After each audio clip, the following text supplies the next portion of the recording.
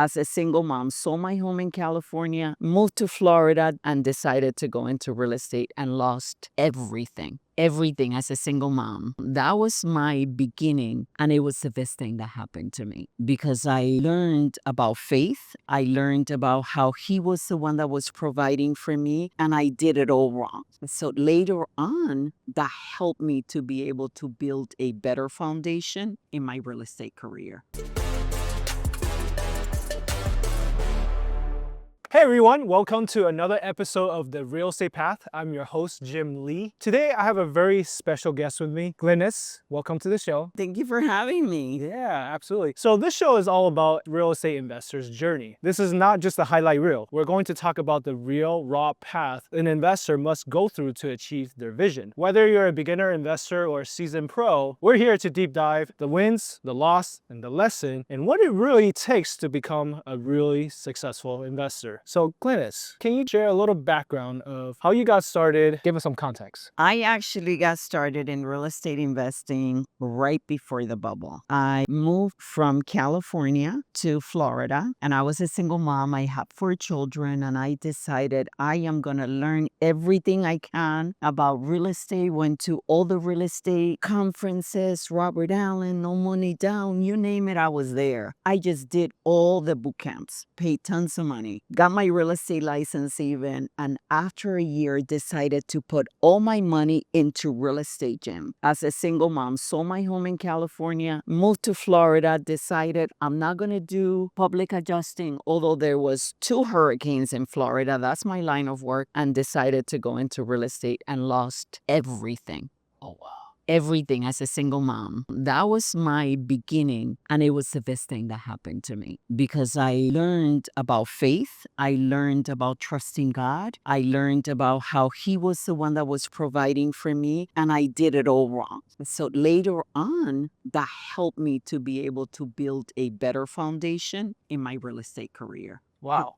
Thanks for sharing that. Well, first of all, you say the bubble. Are you talking about the 2008 bubble or The 2008 bubble. So I got to Florida in 2004, and everybody just like nationwide, everywhere was buying everything because real estate was going up, up, up. So I sold my home in California, came with money from California. I bought 5 properties. My mortgages were almost $30,000 a month. That's what I had to pay on a monthly basis. So I took all my money, bought our primary home, and then did investments. I bought 5 property, one in City Place, which was a high-end condo. But City Place is one of the places where you go in Palm Beach. And I bought some stuff in Fort Lauderdale. I bought a home in Olympia, which was a high-end community. And I bought a few properties, and I lost everything. When it was somewhere around 2006, Jim, it was like you could feel that something was about to shift. Yeah. A mentor of mine said, sell everything because what's coming, it's going to be really bad. And I'm like, no, it's going to be okay. Because I was buying, I was selling, I was flipping, and things were going good. He's like, it's all going to be coming down. You need to start selling now. I did not listen. And what happened was I was upside down on these properties and I refused. I would not stop paying my mortgages. I was raised by my grandfather, and you do things with integrity. I was not gonna not pay my mortgages, so that $30,000 every month mortgages I continue to pay until I was completely out of money. And by the time I realized that things were not going to turn around, I just saw the hand of God. It was like I had no money. My budget with 4 children was $30 a week to be able to feed my 4 children. I went from having a middle-class lifestyle to having nothing. And I continue to pay these mortgages. And when I had no money, the Lord just provided. Like there was a check that came from the IRS. They said they owed me money. That was one check for like $30-something thousand. Then I had another check that came from a car that They said something happened when I did that. I don't even know where that money came from. It came. That was another month. Then they were checks for 5,000. Out of nowhere, checks just kept coming. And eventually we had our main home, our main residence. The association said there was 2 hurricanes, and one of the hurricanes actually affected my roof. And they said, well, you have 43 tiles that are losing your roof and you need to replace your roof. And I said, where am I going to get the money to replace the roof? They're like, well, you're going to have to do something with that roof because we do not accept the fact that you repair the roof. We need a brand new roof. So at that point, I'm like, that's my line of work. So I called in a claim. I was able to collect from the insurance company for the roof, like almost $70,000. I was able to get the roof done. I actually had the roof repaired and I had it painted. It was about $1,200.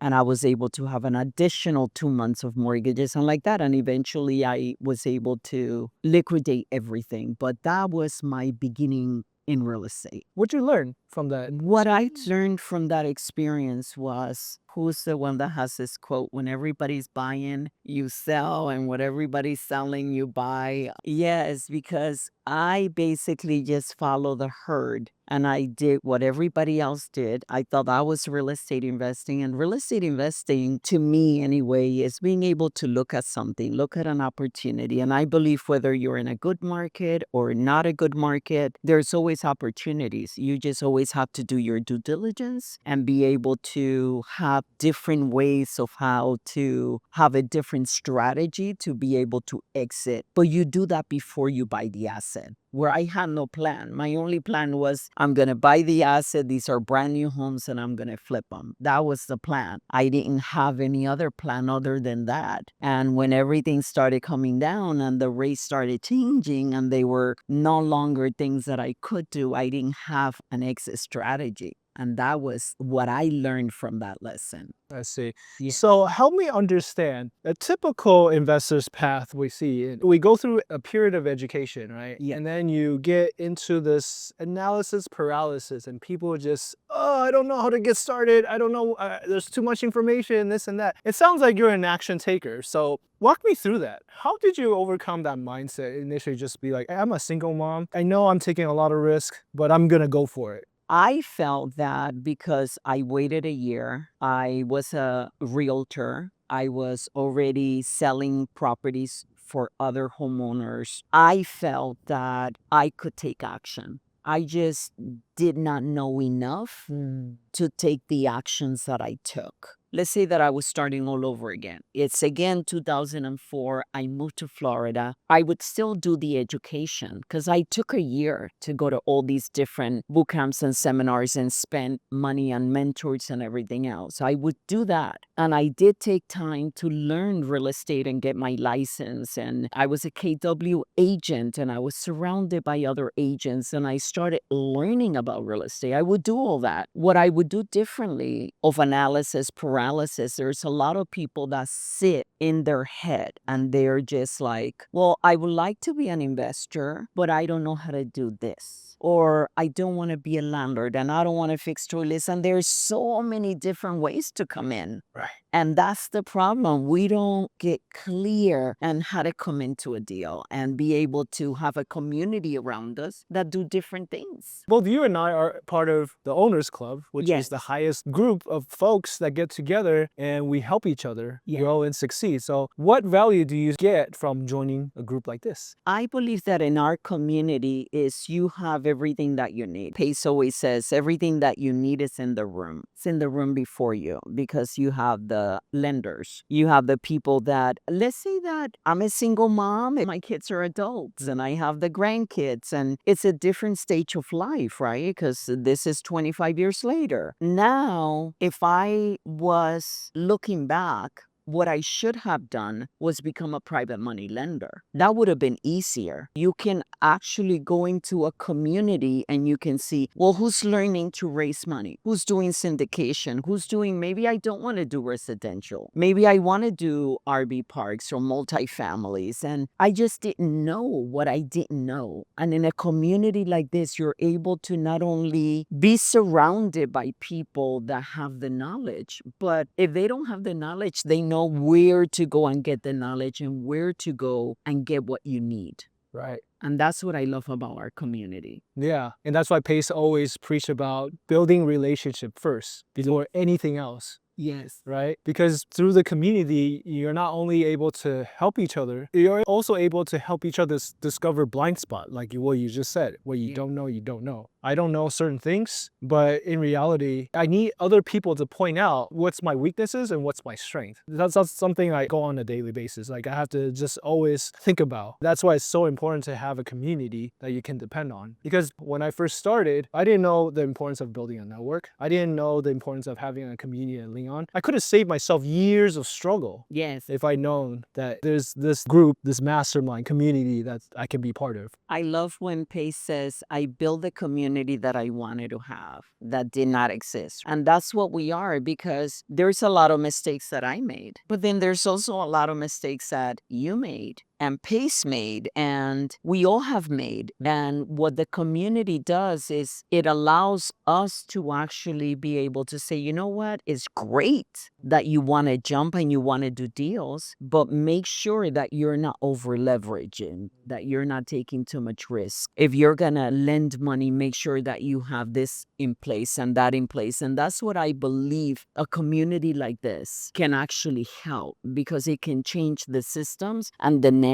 And we all come from a place of abundance, and we're all able to share our knowledge, our weaknesses, our mistakes, and everything else in between. Yeah, absolutely. Now that you are in Florida and you need to bounce back, how did you transition from that to doing what you do now? And how does the community, being part of Pace Morby's community, help with what you're doing now? So by trade, I am a public insurance adjuster, right? That's my main business. And then I also do real estate. And what the community has helped me to be able to do is expand to, what is it that you're really good at? What are your strengths? I was at Owners Club last year and I was like, well, I'm old, I'm 60, I don't know how to do this, I don't know how to do that. And there was a moment where I had a wake-up call that I said, well, I may not have these things, but I was a GC and I have built hundreds of homes. I am a real estate broker and I have 20 years of real estate experience. I've been in sales since I was 13. So this is almost 15 years later. What I do for a living is negotiations. A public insurance adjuster is someone that goes between the policyholder and the insurance company to negotiate on a fair settlement. I know how to write an estimate. I know how to run a crew.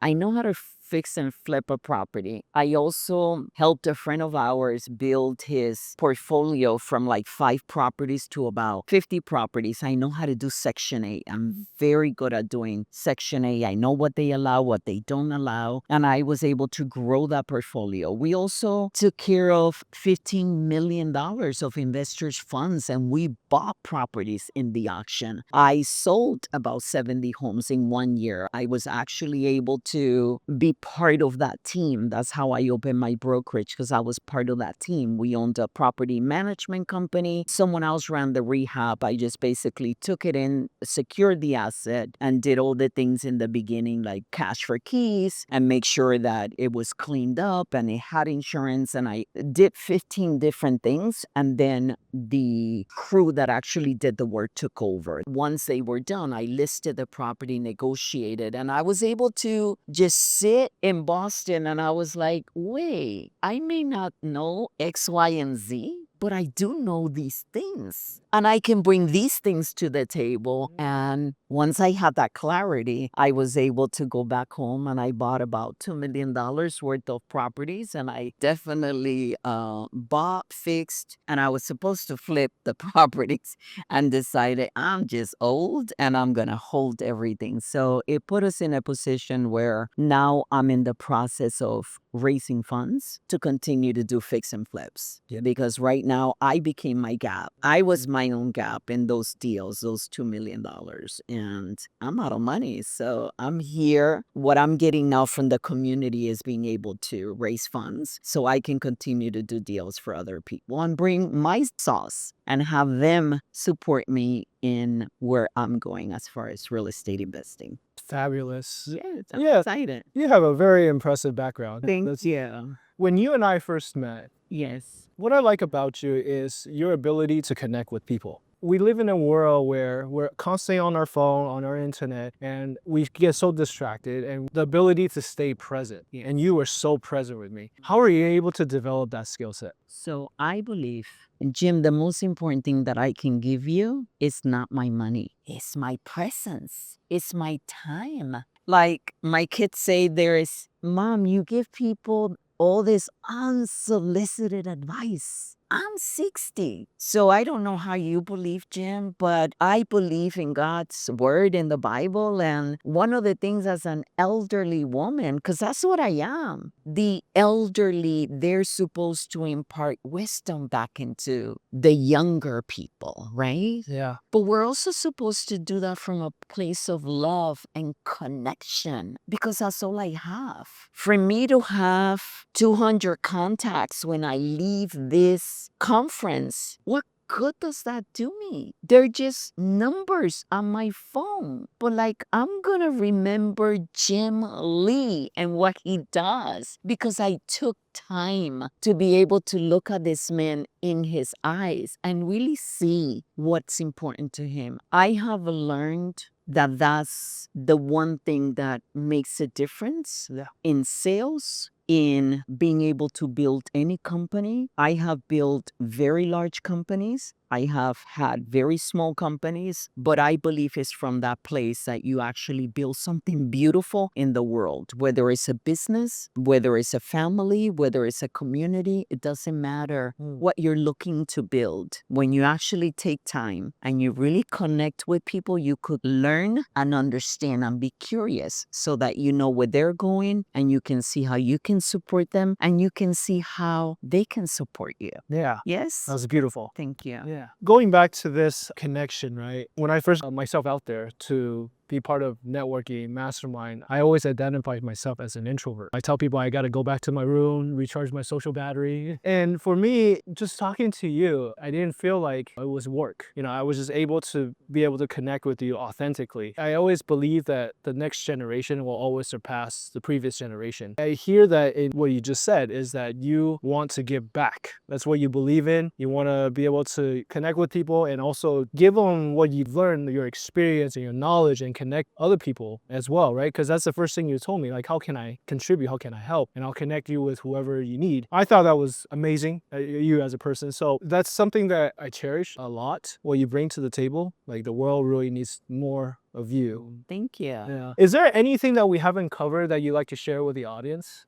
I would like for people to be mindful of the people they surround themselves with when it comes down to doing real estate investing and real estate deals. Make sure that when you are ready to make that step, that jump, we can, I believe, as humans, right? We can stay in our mind and do too much research and have analysis paralysis. But then sometimes we can actually decide to jump and do things and trust the wrong people. I think doing their due diligence is the most important thing that I would like for people that are starting out their careers to be able to look into. Make sure that the people are people like yourself that actually have the right heart, the right mindset, and that can actually take them to the next step. I think that's extremely important. Yeah, Yeah. definitely. Surround yourself with like-minded individual and people that's like a couple stages ahead of you, and then just learn and grow with them. Yeah, people that have the right heart. Yes. And have the ability to be able to not only build a business for themselves, but be able to do it from a place of bringing value to others and coming from a good place in their heart. Yeah.